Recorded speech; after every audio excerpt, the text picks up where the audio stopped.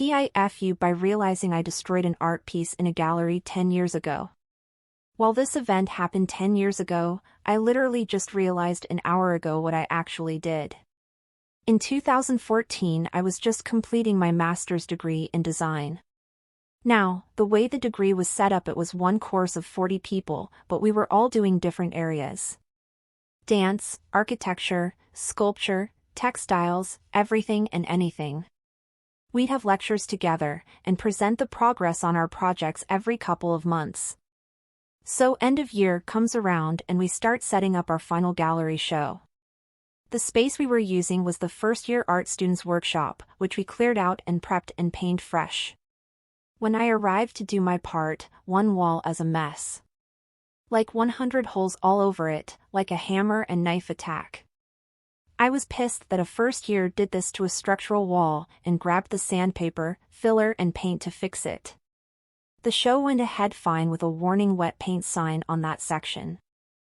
I think you can tell where this is going. You know how your brain suddenly reminds you of things out of nowhere? Like my laundry. Or arg, I forgot to pay that bill. Well, I'm sat in bed today and suddenly realize. That was Anna's master degree piece. You see, Anna was a part-time mature student on different hours to the rest of us. We saw one presentation of her work which was about making repeated holes/cuts into paper/card. I never thought about it much again. She must have come in before the rest of us, created the wall piece for the show, and left. And I'd gone filled it and painted it away. To be fair, she never left any note or name on the piece. I don't even know if she knew what happened to it, since it's not like she would need to come back to collect it after the show since it was, a wall. If she did, I hope she saw humor in it and added it to the piece's story. Humans crave to repair damage, etc. Either way, I'm now silently cringing and may need to repent to the art gods lest karma strike me. TLDR, I filled and painted over someone's master degree installation piece because I thought it was a damaged wall. I did a pop-up show about 10 years ago that turned out to be a lot of hipsters. I went to grab a thumbtack out of a jar on the floor to hang my art and this guy freaked out saying the jar of tacks was his art, ha ha ha. This is my art piece, jar of tacks. It represents that I have tacks but won't share them. Sounds like a hipster to me. This reminds me of a post I saw where some prep cook left a full container of fresh broth on the counter in the dish pit, no label, no date, no nothing. So the dishie comes in and immediately dumps it out to throw the container in the wash, lol. I'm sure she had some point she was making by leaving it without a title card, but God, I can't imagine what it was. I hope you don't lose too much sleep over it though. Honest mistake and you gave her a good story. Oh no!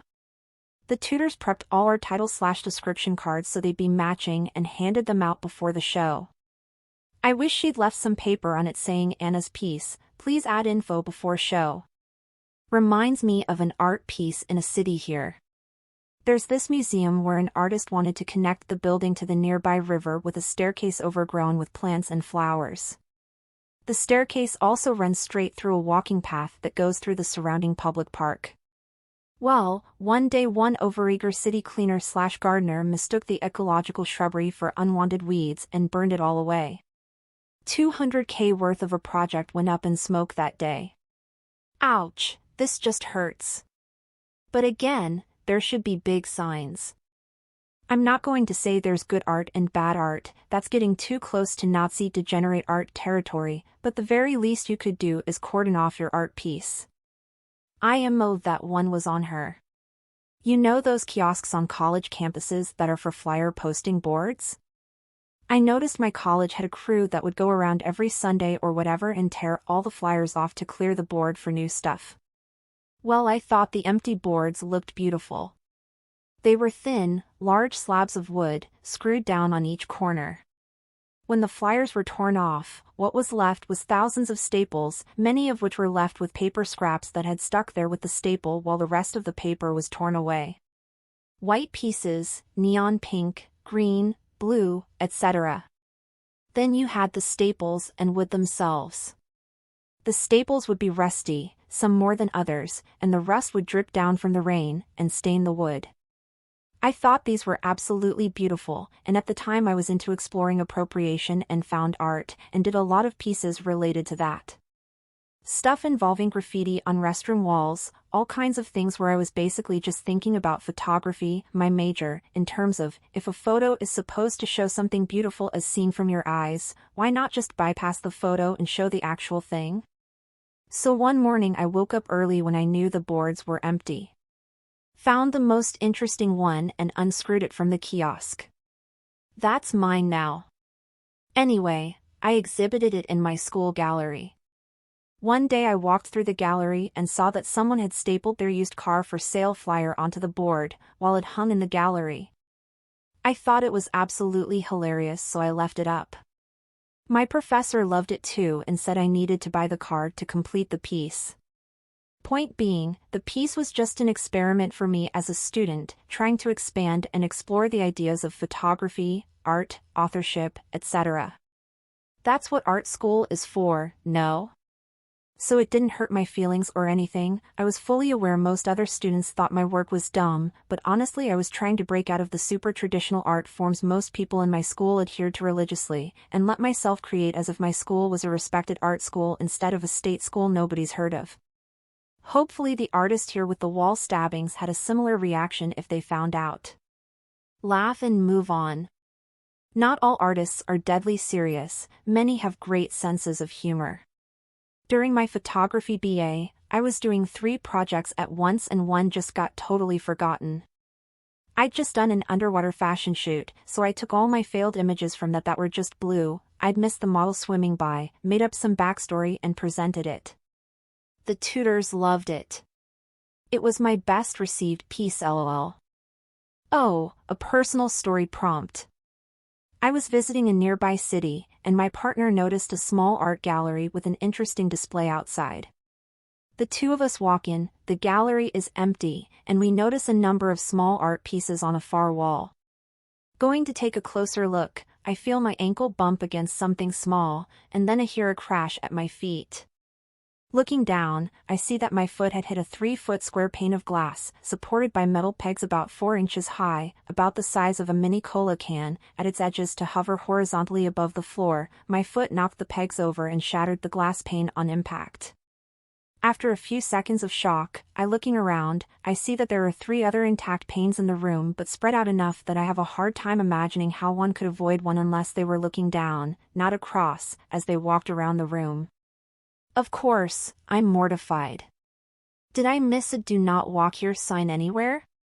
Nope, nothing of the sort, or any other signs that might have prompted me to look down before walking across.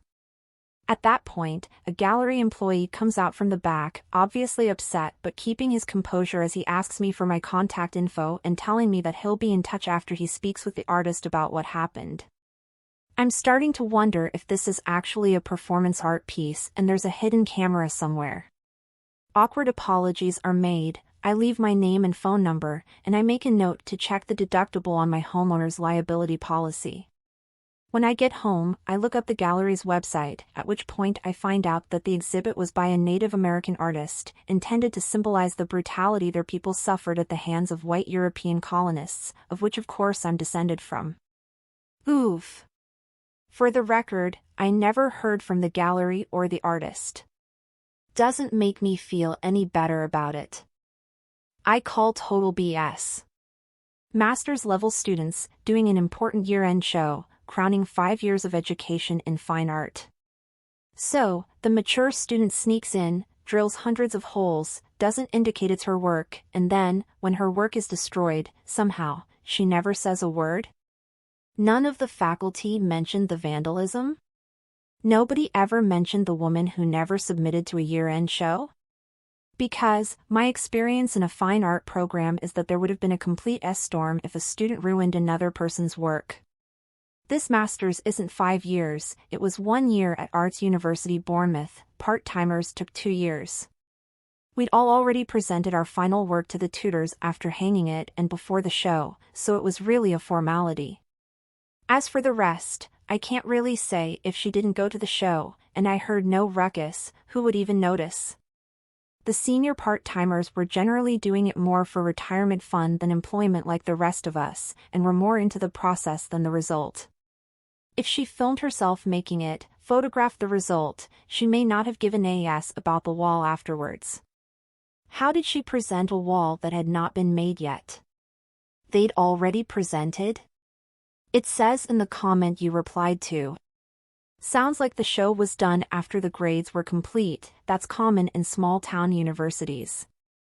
It's just so you can see your stuff up and show it off and experience a gallery show. I know my university did these, since there were no art galleries for hundreds of miles. In the late 1980s or early 90s, I believe this was at the huge Documenta art show in Kassel, Germany. A number of journalists and critics were given early access, a day or two ahead of the official opening.